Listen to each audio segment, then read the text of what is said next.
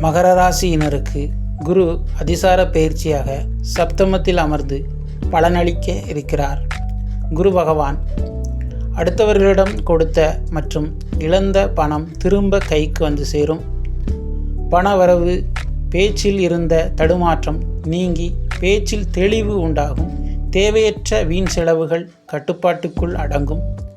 நகைக்கடன் அடகு வைப்பவர்களுக்கு அதை மீட்டெடுக்கும் முயற்சிகள் நடைபெறும். சமுதாயத்தில் முன்னிலைப்படுத்தப்படுவீர்கள்.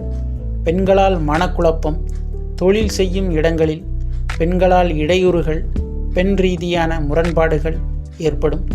தரிசு நில வீடு கட்டும் இடங்களால் லாபம் ஏற்படும். செயலில் மந்தத்தன்மை நீங்கிட பைரவ வழிபாடு உத்வேகம் தரும். அடுத்த பதிவில் மீண்டும் சந்திப்போம். நன்றி.